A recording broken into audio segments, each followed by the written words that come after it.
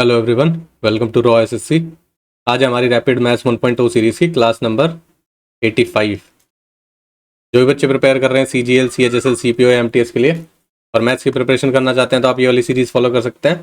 और अगर आपको मैथ्स के मॉक की प्रैक्टिस करनी है तो मॉक की सीरीज़ भी है, प्लेलिस्ट वाले सेक्शन में जाओगे आप तो वहाँ से आप बेसिकली एनालिसिस कैसे करते हो, कैलकुलेशन कैसे अच्छी कर सकते हो, ऑप्शन एलिमिनेशन कैसे होगा, स्किपिंग वाली आर्ट कैसे सीखोगे, शॉर्ट ट्रिक्स वाली अप्रोच क्या होनी चाहिए क्वेश्चंस को देख के, और टाइम कैसे मैनेज करोगे 25 क्वेश्चन में। तो ये जो सारी चीज़ें सीखनी है तो आप मॉक वाली सीरीज़ फॉलो करना, ठीक है। वहाँ पे मैं वो सारी चीज़ें सिखाता हूँ, लेकिन आपको डिटेल में जब चीज़ें सीखनी है, कॉन्सेप्ट सीखने हैं, तो आप रैपिड मैथ्स 1.0 सीरीज़ को फॉलो करना, ठीक है। क्लास की पीडीएफ के लिए आप टेलीग्राम ज्वाइन कर सकते हो, लिंक आपको डिस्क्रिप्शन में मिल जाएगा। इनकेस अगर किसी स्टूडेंट को पीडीएफ के थ्रू दोबारा प्रैक्टिस करनी होती है तो वीडियो दोबारा देखने की जरूरत नहीं है। इनकेस अगर कोई क्वेश्चन नहीं समझ में आ रहा तो देख सकते हो वीडियो, नहीं तो सिर्फ क्वेश्चन चाहिए तो आप टेलीग्राम से पीडीएफ डाउनलोड करो और वहाँ से दोबारा प्रैक्टिस कर लो, ठीक है। और जो भी बच्चे चैनल नए हैं तो मैं रिकमेंड करता ही हूँ कि आप क्लास 1 से स्टार्ट करें, शुरू से स्टार्ट करें तो आपको एक लेवल समझ में आया कि किस तरीके से हमने ये सीरीज प्लान करी है। आज क्लास 85 तक पहुँच गए हैं, ठीक है। कैलेंडर भी आ चुका है, जो उन्होंने ये सीरीज फॉलो की होगी उनकी प्रिपरेशन तो अच्छी खासी हो चुकी होगी। और मैंने आपको बताया था एक 500 क्वेश्चन वाली सीरीज और आ रही है कि इनकेस अगर किसी बच्चे ने नहीं की ये फॉलो तो आप ये वाली सीरीज से भी पूरा सिलेबस भी पूरा कर सकते हो। और इनकेस जो PYQs चल रहे हैं 2-3 साल से उसको भी लेवल को ध्यान में रखते हुए मैं ये सीरीज डिज़ाइन कर रहा हूँ, ठीक है। तो ये सीरीज़ को अगर जल्दी से जल्दी करना है, मैंने आपको बताया था 7 वीक के अंदर ये सीरीज़ खत्म हो जाएगी, तो आपका लेवल भी बन जाएगा और जो PYQs हैं 3 साल के वो भी सारे आपको कवर हो जाएंगे। दोबारा से कोई प्रैक्टिस करने की ऐसे जरूरत नहीं पड़ेगी, आपको सीधा मॉक पे जा सकते हो, ठीक है। तो बहुत सोच समझ के सीरीज़ में 500 क्वेश्चन की डिज़ाइन कर रहा हूँ। तो जो बच्चे यहाँ पर अगर इन केस मिस हो गए तो आप ये वाली सीरीज फॉलो कर सकते हो, ठीक है ना। कैलेंडर शो हो चुका है, डेट्स भी आपको पता चल चुकी, तो अब थोड़ा टाइम नहीं रह गया है, मॉक भी करने हैं और एक बारी पूरा सिलेबस करा के फिर प्रैक्टिस भी करनी है, ठीक है ना। फिर आपको मॉक वाली स्किल्स भी सिखानी है कि किस तरह इन केस अगर कोई चीज़ें नहीं भी आती तो भी आप ऑप्शन एलिमिनेशन से कैसे आंसर की तरफ पहुँचते हो, ठीक है ना। तो बहुत सारी चीज़ें होती है कि पेपर पॉइंट ऑफ व्यू से भी चीज़ें सीखनी है। तो क्लास 1 से स्टार्ट कर लेना तो ज़्यादा बेटर रहेगा इनकेस अगर आपके पास टाइम है तो।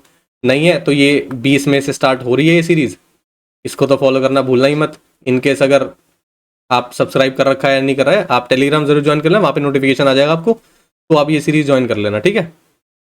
तो क्लास स्टार्ट करें फिर आज की। देखो क्वेश्चन है, बोल रहा है x+y का होल क्यूब 8x - y का होल क्यूब की इक्वेशन की वैल्यू आपको दी हुई है। आपसे पूछा है a+b+c क्या होगा, ठीक है।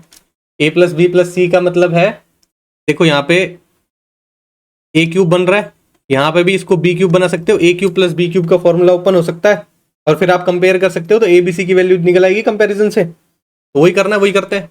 इसको देखो बेसिकली आप पहले लिख क्या सकते हो, इसको तो एज इट इज लिखोगे, इस 8 को अंदर ले जाओगे तो 2x - 2y का होल क्यूब हो जाएगा, सही है। 2 कॉमन लेके बाहर निकालते हो तो 2 का क्यूब बाहर निकलेगा बेसिकली, ठीक है। तो इसलिए हमने उसको अंदर लिख दिया ताकि आपको ये समझ में आए, ये a है, a का क्यूब हो गया, ये b है, ये b का क्यूब है। a³ + b³ लिखना है आपको बस। a³ + b³ क्या होता है, a + b यानी कि x + y + 2x - 2y। फिर होगा a² + b² - ab। a² लिखोगे तो x² + y² + 2xy plus b² लिखोगे यानी कि इसका स्क्वायर 4x² + 4y² - 8xy, ठीक है। माइनस इन दोनों का मल्टीपल यानी कि ये हो जाएगा 2x² - 2xy + 2xy - 2y², सही है। अब देखते हैं साइन ठीक से लगाना और फिर देखते हैं कंपैरिजन करके क्या आ रहा है। ये हो जाएगा 3x, क्या हो जाएगा माइनस का y, है ना। ये हो गया 2 और 1 3 और ये -y हो गया, ठीक है। इसके बाद देखते हैं x² की टर्म्स को एज इज लिख दो अभी, क्योंकि वो माइनस खोलना है हमें, पहले उधर चलते हैं। 4x² + 4y² - 8xy, minus open करोगे देखो ये प्लस से ये माइनस तो अंदर ही कट गया। उसके बाद देखो ये हो जाएगा -2x² और ये हो जाएगा +2y², सही है। अब देखो 3x - y, x² एक ये रहा, 4 ये रहा, 5 हो गए, 5 में से 2 गया, 3 हो गया, 3x² बचा। फिर एक्स वाई वाली टर्म्स देखो, 2 ये रहा और माइनस का 8 ये रहा, तो माइनस का 6xy बचेगा, ठीक है जी। y ये रहा, 4y² ये रहा, तो 4 5 और 2 ये रहे, 6 7y² हो गए, ठीक है। इसको आपको कंपैरिजन करके किसके इक्वल है, ये इसके इक्वल है 3x + ay bx² + 3x² है यहाँ पे basically, B X Y plus C Y square, सही है। अब देखो इस वाली टर्म को आप आगे वाली टर्म से कंपेयर करोगे तो ए की वैल्यू आपको कहीं क्या दिखाई दे रही है आपको, -1, सही है। बी देखो ये रहा, बी ये रहा, एक्स वाई ये रहा, तो बी की वैल्यू क्या दिखाई दे रही है, -6, ठीक है। सी देखो ये रहा वाई स्क्वायर और ये रहा वाई स्क्वायर, तो सी की वैल्यू क्या दिखाई दे रही है, 7। अब ए प्लस बी प्लस सी निकाल दो आप, -1 -6 और +7, -1 प्लस -6 प्लस 7, ये हो गया -7, ये +7, सारे आपस में कट जाएंगे तो 0 आपका आंसर आएगा। ऑप्शन नंबर ए आपका सही हो जाएगा। क्लियर है भाई। अब ये फॉर्मूला मैंने लिख के दिखाया, ये फॉर्मूला आपको याद होना चाहिए, मैंने ओपन करके भी दिखाया अच्छे से कि कैसे चीजें कटेगी, कैसे कंपेयर करोगे, लेकिन पेपर में आपको सारी चीजें नहीं लिखनी होती है, ठीक है। कुछ चीजें डायरेक्ट भी करोगे, सीधा ए प्लस बी ये लिखते डायरेक्ट, इसका स्क्वायर खोल के साफ साफ चीजें प्लस करते चलते फटाफट, ठीक है, फिर कंपैरिजन कर देते, उसके बाद तो टाइम नहीं लगना, ए प्लस बी प्लस सी निकालना है, ठीक। नेक्स्ट देखें, देखो क्वेश्चन है, बोल रहा है the circumference of the base of the cylinder is 158.4 centimetre, height दी हुई है आपको 1 मीटर, बोल रहा है how many litres of water can it hold, यानी कि कैपेसिटी बतानी है आपको, करेक्ट टू 1 डेसिमल प्लेस, ठीक है, यानी कि अप्रोक्सीमेशन में आंसर आ रहा है, ठीक है। तो 1 डेसिमल तक ही दिखाना है, तो यानी कि यूनिट डिजिट तो आप चेक ही नहीं कर पाओगे, क्योंकि ये देखो ये वाली जो लाइन है ना, ये देख के पता चलता है यूनिट डिजिट चेक नहीं कर सकते, ठीक। लेकिन जो चीज गिवन है उससे देखते हैं, सर्कमफ्रेंस दिया हुआ है, सर्कमफ्रेंस ऑफ सिलेंडर क्या होता है, नीचे सर्कल होता है, तो यानी कि 2πr होगा उसका सर्कमफ्रेंस, इसकी वैल्यू दी है 158.4, सॉल्व करते हैं, यहाँ से आर की वैल्यू निकालते हैं पहले, तो 158.4 होगा, डेसिमल हटा के आप नीचे 10 लिख लो, 11 से काट दोगे, 11 दूनी 22, ये 11 से काटो, 11 कम 11, 4 बचा 48, 11 चौक 44, 4 बचा 44, 11 चौक 44, ठीक। 2 दूनी 4 है, ये काट दो 4 से, 4 तिया 12, 2 बचा 24, 4 छिक 24, ठीक। आर की वैल्यू क्या आ गई आपके पास, 36 × 7/10, सही है। इसको ऐसे ही रहने देते हैं, डेसिमल में करके कोई फायदा नहीं है अभी, ठीक, क्योंकि बाद में वॉल्यूम निकालना है, तो वॉल्यूम निकालो पहले। वॉल्यूम क्या होता है, πr²h,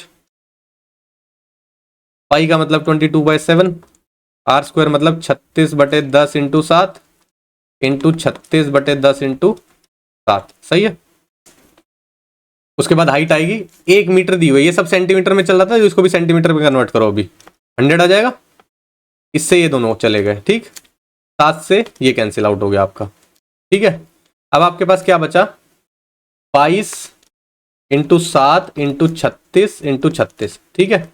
मल्टीप्लाई करना ही पड़ेगा क्योंकि करेक्ट टू 1 डेसिमल प्लेस लिखा हुआ है, आप एग्जैक्टली नहीं निकाल सकते, और पास पास भी दिए हुए आंसर काफी, ठीक। तो ये हो जाएगा 22 × 7 = 154, 36 × 36 कितना होता है, 6 × 36, 3 क्या रह गया, 6 × 18, 3 21, 6 × 18, 1 3 3 9 1 10, 6 8 1 9 2, 1296 आएगा, ठीक है, 1296। इसको आप 154 से और मल्टीप्लाई कर लो, 6 चौक 24, 2 क्या रह गया, 9 चौक 36, 36 और 2 38, 3 क्या रह गया, 4 दूनी 8, 8 और 3 11, 4 एकम 4 1 5, 5 छिक 30, 9 5 45 और 3 48, 4 क्या रह गया, 5 दूनी 10 और 4 14, 1 क्या रह गया, 5 एकम 5 और 1 6, ये हो जाएगा 6 9 2 1, ठीक। 4 8 8 और 14 और 1 15, 10 4 14, 14 और 5 19, 6 7 8 और 1 9 और 1 ही आ जाएगा, क्या आएगा ये 199,584, ठीक। ये आ रहा है सेंटीमीटर क्यूब, इसको मीटर क्यूब में कन्वर्ट करोगे पहले तो कैसे करोगे मीटर क्यूब में कन्वर्ट, 199,584 अपॉन मीटर क्यूब में करना है तो 3 बार 100 से डिवाइड करना पड़ेगा, सिर्फ मीटर में करना होता तो 100 से डिवाइड कर दे, मीटर क्यूब में करना है, ठीक है। और आपको ये पता होता है कैपेसिटी के लिए 1 मीटर क्यूब की वैल्यू होती है 1000 लीटर, तो इतने मीटर क्यूब की कितनी होगी, × 1000 कर दोगे, ये आपकी कैपेसिटी आ गई। 3 0 से 3 0 ये उड़ा दो, 3 बची नीचे, 3 0 करोगे 199.584 आएगा आपका आंसर, 199.584, अप्रॉक्सिमेट 1 डेसिमल प्लेस है, 199.6 दिख रहा है आपको, यानी कि ऑप्शन नहीं है आपका, सही आंसर हो जाएगा। क्लियर भाई, समझ आया। नेक्स्ट देखते हैं, बोल रहे हैं ट्रायंगल ABC डी और ई पॉइंट दिए हुए, पहले तो ट्रायंगल बना देते हैं।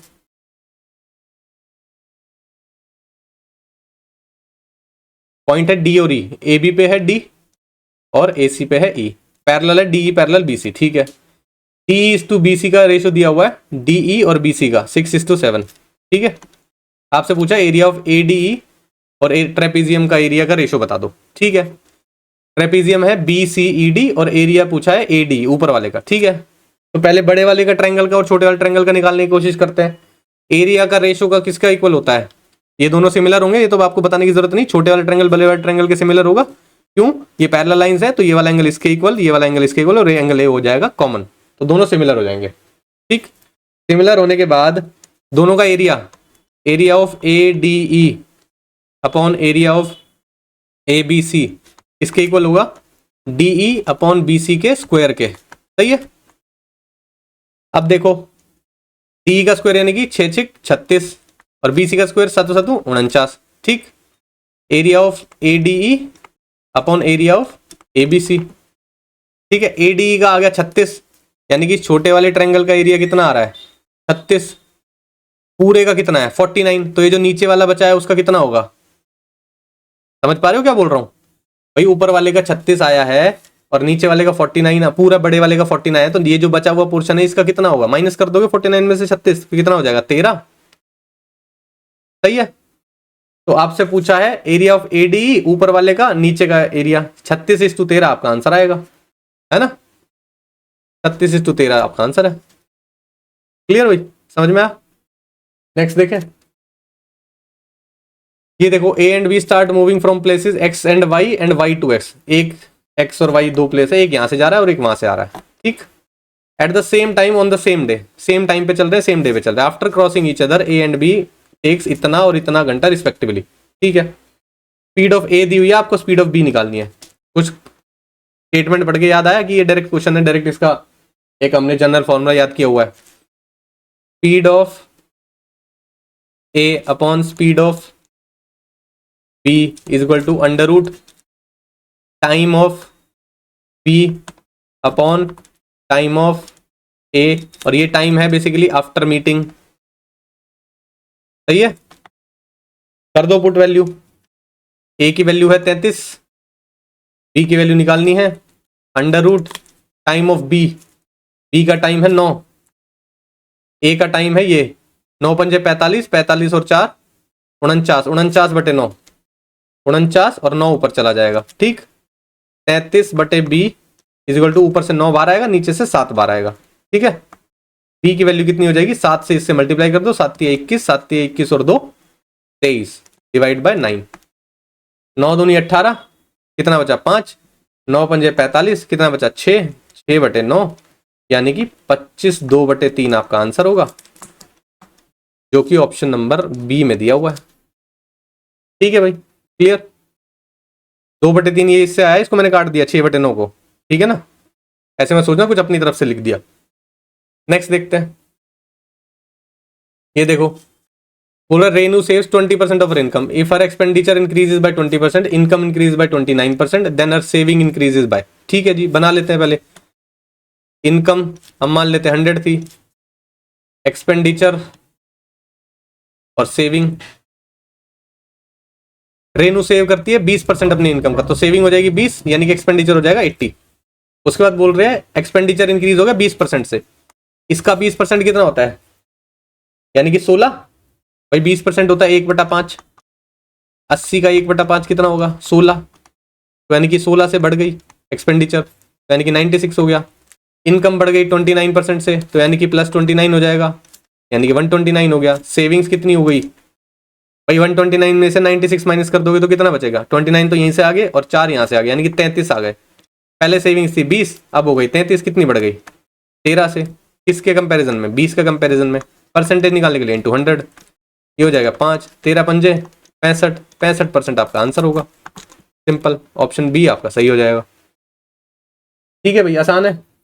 नेक्स्ट देखे, देखो क्वेश्चन है let x be the greatest number which when divides 9 55, ये और ये, the remainder in each case is same remainder बचता है। ग्रेटेस्ट नंबर है, यानी कि HCF की बात कर रहा है, ठीक है। अब इनका नंबर का HCF कैसे निकालते हो आप? डिफरेंस वाले तरीके से, क्योंकि बड़े नंबर है। डिफरेंस निकालो, इसका और इसका डिफरेंस कितना हो जाएगा? यहाँ पे बच गए आपके 45, 45 और 20 65, 65 और 7 72। इन दोनों के भी डिफरेंस कितना होगा? ये 30 मान लो, 45, 45 और 3 48, ठीक है। 48 और 72 का HCF निकाल लो आप। 48 से कम 48, कितना बचा? 24, 48 आ जाएगा, ये 2 पे चला जाएगा, यानी कि 24 वो नंबर है। एक्स क्या है? 24। बोल रहा है कौन सा उसका फैक्टर नहीं होगा? 24, 4 का 4 है उसका फैक्टर? हाँ जी है। 8 आता है? आजा आता है। 6 आता है? बिल्कुल आता है। 16 नहीं आता, यानी कि आपका आंसर हो जाएगा 16। क्लियर? समझ आया? ग्रेटेस्ट नंबर बोला था इसलिए एचसीएफ निकाला है, ठीक है ना। नेक्स्ट देखते हैं। ये देखो बोल रहा है if a regular polygon has 16 sides then what is the measure of its interior each interior angle. पहले तो एक्सटीरियर एंगल निकालते हैं, ठीक है। एक्सटीरियर एंगल क्या होता है? 360 बाई एन। एन क्या होता है? ये बेसिकली नंबर ऑफ साइड्स, यानी कि 360 बाय 16, ठीक है। 16 से काट दो, 16 दूनी 32, कितना आएगा? फ्रैक्शन में आएगा, तो यानी कि पूरे पे तो जाएगा नहीं। इससे काटे, 4 से काटे, 4 चौक 16, 4 नीम 36, 9 हो गया, 45/2 हो गया। एक्सटीरियर एंगल कितना आ गया? 45/2। इंटीरियर निकालने के लिए क्या करोगे आप? 180 में से माइनस कर दोगे, क्योंकि एक्सटीरियर प्लस इंटीरियर कितना होता है? 180 डिग्री। 180 माइनस 45/2, ठीक है ना। माइनस करोगे तो आप डायरेक्ट माइनस भी कर सकते हो। इसको आप क्या लिख सकते हो? 180 माइनस इसको करोगे 22.5 लिख लो, ठीक है। 22.5 लिखोगे तो आप अगर इसमें से 23 माइनस करते हो तो कितना चला? 20 चला जाएगा, तो 60 बचेगा। 60 में 3 और चला जाएगा, 157 बचेगा। 157.5 आएगा, 157.5। यानी कि आप इसको ऐसे भी लिख सकते हो 157 और हाफ, यानी कि आपका आंसर होगा ऑप्शन नंबर बी, ठीक है। आसान था, ये वाला फॉर्मूला याद होना चाहिए आपको, ठीक है। आगे बढ़े। क्वेश्चन है the compound interest on sum 20,000 at 15% per annum for 2/3 years, interest compounded yearly. तो बेसिकली आपको सिंपल कंपाउंड इंटरेस्ट निकालना है, ट्री मेथड से निकाल लो। 20,000 है, 15% पहले साल के लिए कितना होगा? यानी कि 3,000 रुपये। दूसरे साल के लिए 15%, यानी कि 3,000 रुपये। दूसरे साल में ब्याज पे ब्याज मिलेगा, यानी कि इसका 15% निकालोगे, यानी कि 450 रुपये। तीसरे साल की बात करें, लेकिन तीसरा साल पूरा नहीं है, 2/3 है। 2/3 का मतलब क्या होता है? आपका परसेंटेज भी 2/3 हो जाएगा। 2/3 करोगे इसका, ये 5 हो गया, यानी कि 10% से हिसाब से कैलकुलेशन होगा आपका। 20,000 का 10%, यानी कि 2,000 रुपये। फिर ब्याज के ऊपर भी ब्याज मिलेगा, इसका 10% कितना आएगा? 300 रुपये। इसका 10% कितना आएगा? 300 रुपये। इसका 10% कितना आएगा? 45 रुपये। बन गया आपका सारा कंपाउंड इंटरेस्ट। ऐड कर लो इसको, 3 3 6, 6 और 2 8, 8 के बाद 300 300 600 और 400 1000, 9,000 हो गए। 9,050, 9,095, टोटल आएगा 9095। कंपाउंड इंटरेस्ट आपका ऑप्शन नंबर बी आपका सही होगा, ठीक है। नेक्स्ट देखें। बोल रहा pipe A and B can fill a tank in 12 minute and 15 minute respectively. The tank when full can be emptied by pipe C in x minute. C खाली करने वाला पाइप है, वो x मिनट में खाली कर देता है। When all the 3 pipes are open simultaneously the tank is full in 10 minutes. 10 minute में भर जाता है जब तीनों पाइप खुले हों अगर, ठीक है जी। बोल रहा है वैल्यू ऑफ x निकाल दो आप। देखो ए करता है 12 मिनट में भर देता है, बी करता है 15 मिनट में। बोल रहा है जब तीनों चलते हैं ए प्लस बी माइनस सी तो 10 मिनट लगते हैं। एलसीएम लो, 60 आएगा, 12 पंजे 60, 15 चौके 60, 10 छिके 60, ठीक है। इसका क्या मतलब है अब देखो ध्यान से, यानी कि ए और बी तो भर रहे हैं और सी खाली कर रहा है, तो इफेक्टिव एफिशिएंसी कितनी निकल गई है तीनों की? 6। ए और बी भर कितना रहे हैं? 9 भर रहे हैं। अगर इफेक्टिवली एफिशिएंसी 6 है तो यानी कि सी कितना खाली कर रहा होगा? 3 यूनिट पानी खाली कर रहा होगा, ठीक है। तो सी की इंडिविजुअल एफिशिएंसी कितनी आएगी? 3। तो वैल्यू ऑफ एक्स कितनी आएगी? इसको डिवाइड बाय 3 कर दोगे, कितने दिन में खाली करेगा, मतलब कितनी देर में खाली करेगा? x मिनट्स निकालने ना, तो 60 यूनिट पानी है और 3 यूनिट के हिसाब से वो खाली करता है, तो यानी कि कितना आएगा आपका? 20 मिनट में वो खाली करेगा। ऑप्शन नंबर सी आपका सही होगा, ठीक है भाई। सी की एफिशिएंसी निकालनी थी, निकाल ली। उसके बाद तो आपको कैलकुलेट करना है कि कितने देर में अकेला खाली कर देगा सी, वही एक्स दिया हुआ है आपको, 20 निकल के आएगा। नेक्स्ट देखो। बोल रहा है shopkeeper board 20 kg of rice इतने रेट पे, 25 kg राइस इतने रेट पे, 35 kg राइस इतने रेट पे। He spend a sum of 150 on transportation, ठीक है। He makes all the 3 types of rice and sold at a इतने रुपए पे बेच देता है। इसका प्रॉफिट परसेंटेज बता दो एंटायर ट्रांजेक्शन का। ठीक है जी, पहले देखते हैं कि टोटल सीपी तो निकालना पड़ेगा ना पर केजी का। तो पहले क्या हो रहा है, 20 किलो खरीद रहा है 55 रुपए के हिसाब से, 25 किलो खरीद रहा है 50 रुपए के हिसाब से, 35 किलो खरीद रहा है 60 रुपए के हिसाब से। देखो अब कितना हो गया ये है हमारे केजी टोटल। ठीक है, क्वांटिटी है ये बेसिकली। मल्टीप्लाई करो इसको, 0 5 दूनी 10, 5 दूनी 10 11। ठीक है, ये हो गया टोटल अमाउंट हो गया ये, और ये रेट है। ठीक है, 25 पंजे 125, 0 6 पंजे 30, 3 कैरी गया, 6 3 18 और 3 21। ठीक है, 0 5 2 3 4 2 3 4, 4450 रुपए टोटल क्वांटिटी कितनी है। उसके बाद उसने ट्रांसपोर्टेशन में भी कुछ खर्चा है, 150 ट्रांसपोर्टेशन में खर्चा है। 0 5 और 5 10, 4 5 और 1 6, 4600 रुपए उसको टोटल कॉस्ट प्राइस है उसका 4600 रुपए। कितने किलो है ये है टोटल क्वांटिटी, 20 20 40, 40 और 30 70 80, टोटल क्वांटिटी 80 किलो की है। यानी कि अब उसे 80 किलो 4600 रुपए में पड़ा है। 1 किलो कितने में पड़ेगा,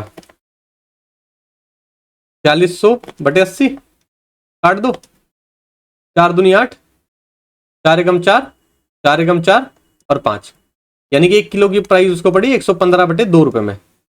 115 बटे 2 यानी कि पूरा लिख लेते हैं इसको, कितना आएगा 5, 57.5, 57.5 रुपीज की चीज उसने 62.56 में बेच दी। ठीक है, कितने का प्रॉफिट हो रहा है अब देखो भाई, 60 हो जाएगा, 2.56 का तो यहाँ हो रहा है, 2.5 का यहाँ हो रहा है, तो 2.5 कितना होता है, 5.06 निकल के आ रहा है ना, 5.06। ठीक है, कितने पे हुआ है, 57.5 पे हुआ है प्रॉफिट। परसेंटेज निकालने के लिए इंटू 100, ये डेसिमल हटा दो, नीचे 2 जीरो आ जाएगी, ये कट जाएगा, ये डेसिमल हटा दोगे ऊपर 1 जीरो चली जाएगी। 5 से काटोगे ये 2 पे चला जाएगा, 5 एकम 5, 5 एकम 5, 5 बाजू 25। ठीक है, और देखो अब कितना आ रहा है, ये तो डेसिमल में आएगा, क्या एंटायर ट्रांजेक्शन पॉइंट में आ रही है, ये देखो हो जाएगा 6 दूनी 12 और 5 दूनी 10, 1012 बटे 115।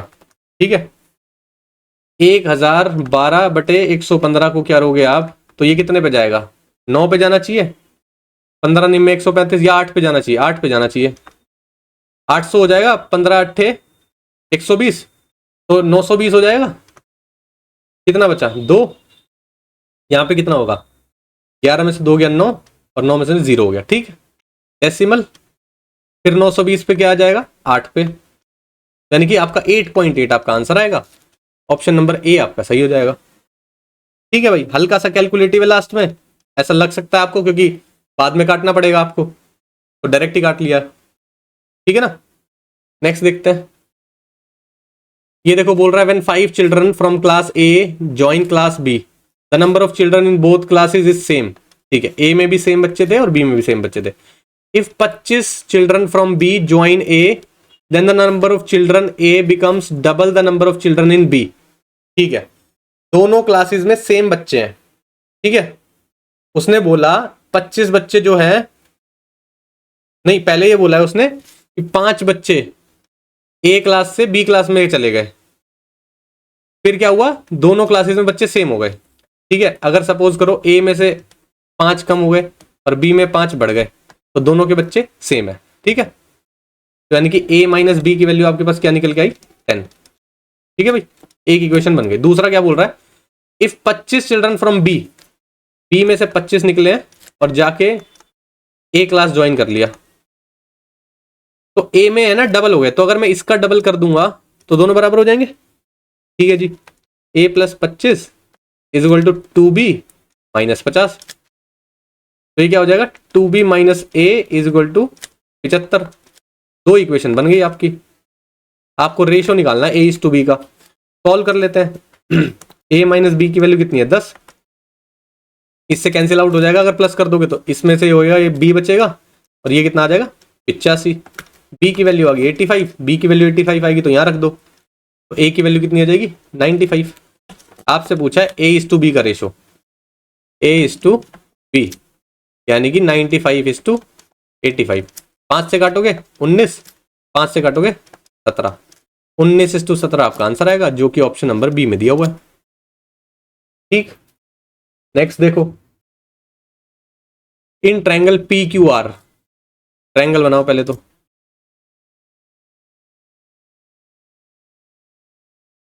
PS is the internal bisector of angle P। PS जो है वो इंटरनल बाइसेक्टर है एंगल P का, ये वाला एंगल इसके इक्वल है, और S पे मिलता है।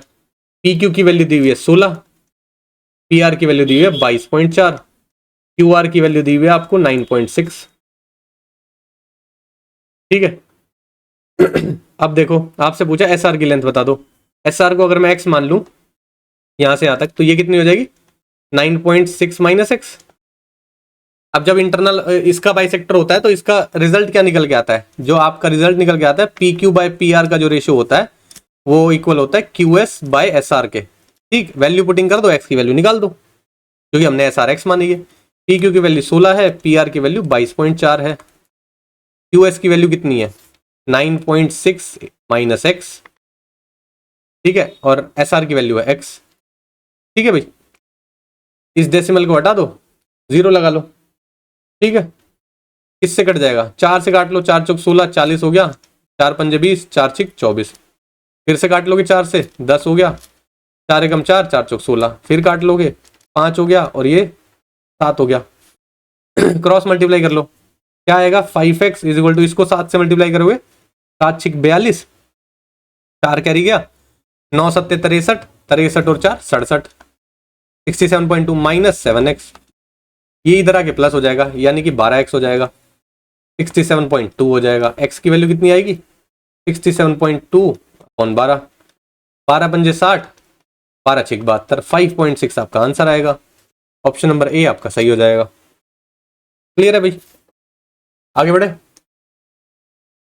क्वेश्चन नंबर 13 है, बोल रहा है the number of students in section A and section B of class are 40 and 52। A में कुछ बच्चे हैं यानी कि 40 बच्चे हैं, बी में कितने बोल रहा है 52 बच्चे हैं। The average score I think ये, हाँ, in mathematics of all the students is 75। सारे बच्चों का एवरेज स्कोर कितना है 75 है। ठीक है, if the average score of students in A is 20 more than the students in B. ठीक है, जो स्टूडेंट्स ए है ना क्लास के, उनका एवरेज स्कोर 20% ज्यादा है किससे, जो कि स्टूडेंट है इन क्लास बी। ठीक है, ए का 20% ज्यादा है। पूछ रहा है एवरेज स्कोर बता दो बी का। अब इसमें बहुत सारे तरीके हो सकते हैं, ठीक है, लेकिन अभी आप बिल्कुल बेसिक तरीके से सीखो। उसने बोला टोटल एवरेज स्कोर कितना है 75, तो टोटल बच्चे कितने 92।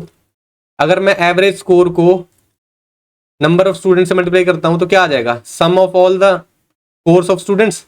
ठीक है, यानी कि 75 इंटू 92, ये आ गया सम। ठीक है, बोल रहा है एवरेज स्कोर एक जो बच्चे हैं 20% ज्यादा है। 20% का मतलब क्या है, अगर बी वालों का 100 है तो ए वालों का कितना है 120। इसको सॉल्व कर लो सिंपल तरीके से, 20 पंजे 100, 20 छिक 120। अगर बी वालों का एवरेज स्कोर 5 है तो ए वालों का एवरेज स्कोर कितना है 6। ठीक है ना, या आप ये भी बोल सकते हो 5x इज टू 6x है।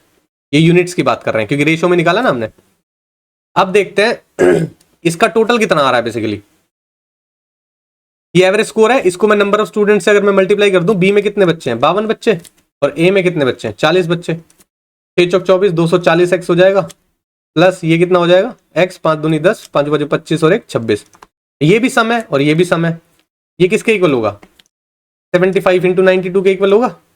ये कितना हो गया 200, 200, 400, 500 हो गया। ये 500 x की वैल्यू कितनी होगी 75 इंटू 92, एक्स की वैल्यू कितनी निकल के आ गई 75 इंटू 92 बटे 500। काटोगे 25 दिया 75, 25 दूनी 50, 20 हो गया। 2 से काटोगे 10 हो गया, 2 से काटोगे कितने पे चला जाएगा 4, और ये हो जाएगा 6। ठीक, 40 इंटू 3, 6 तिया 18, 1 कैरी गया, 4 तिया 12 और 1 13 अपॉन 10, यानी कि 13.8। अब आपसे क्या पूछा है average score of students in B. ये क्या निकाला था हमने, ये एवरेज स्कोर निकाला था 5x, यानी कि आपका आंसर क्या आना चाहिए आपका 13.8 इंटू 5, क्योंकि x की वैल्यू तो ये है। 8 5 40, 4 कैरी गया, 5 3 15 और 4 19, 1 कैरी गया, 5 एकम 5 और 1 6, डेसिमल आ जाएगा, यानी कि 69 आपका आंसर आएगा। एवरेज स्कोर ऑप्शन डी आपका सही होगा। क्लियर भाई, समझ में आया?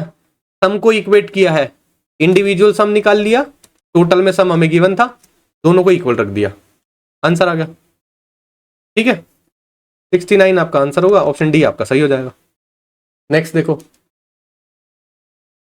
बोल रहा है एलॉय है कोई ए, उसमें मेटल्स है एक्स एंड वाई इस रेशो में। एलॉय है बी, उसमें मेटल्स है 3:4 के। एलॉय है सी, जो प्रिपेयर किया गया है ए और बी को मिक्स करके इस रेशो में। Percentage of X in alloy C बताना है आपको। ठीक है जी, देखते हैं। एक एलॉय ए की बात कर रहा है, एक्स और वाई दो मेटल है, उनका रेशो दिया हुआ है आपको 5:2।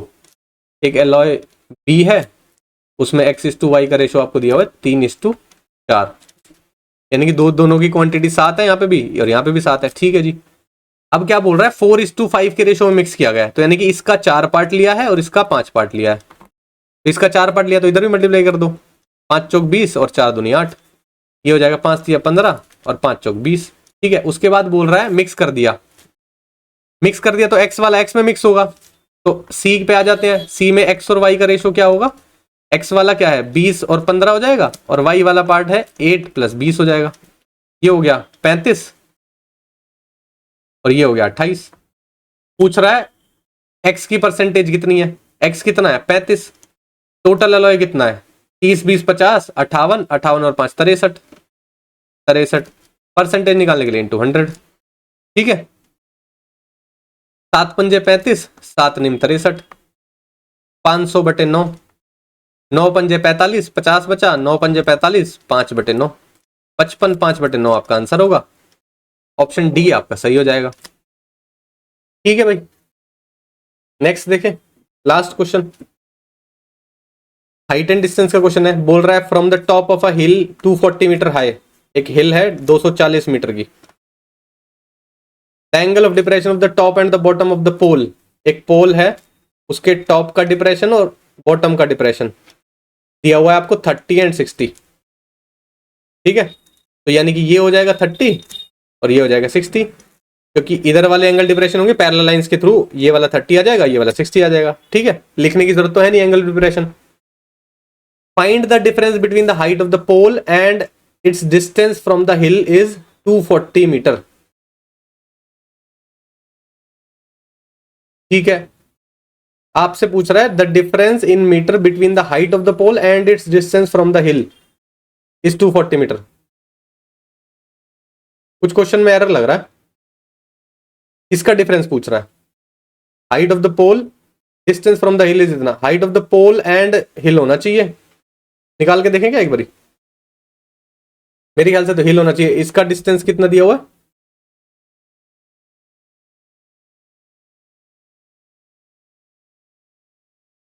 ये तो आई थिंक मिस प्रिंट हुआ है 240 तो कहीं से।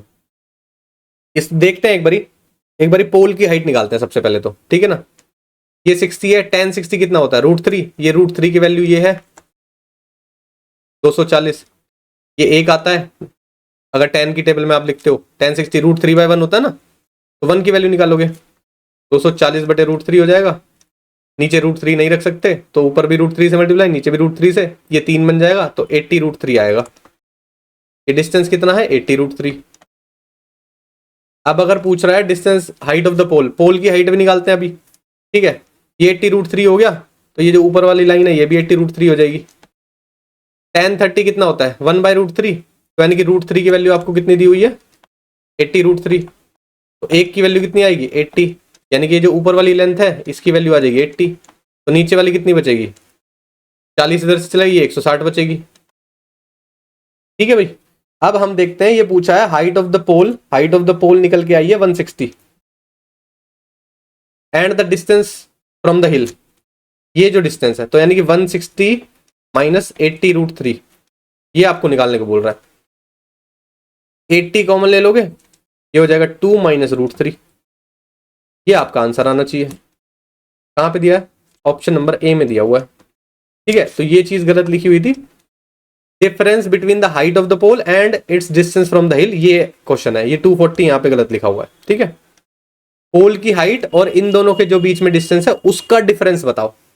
क्लियर भाई, डायरेक्ट चीज नहीं पूछी हुई कि पोल की हाइट बता दो, पोल की हाइट और उन दोनों हिल के और पोल के बीच में जो डिस्टेंस है उन दोनों का डिफरेंस बता दो। समझ में आ रहा है?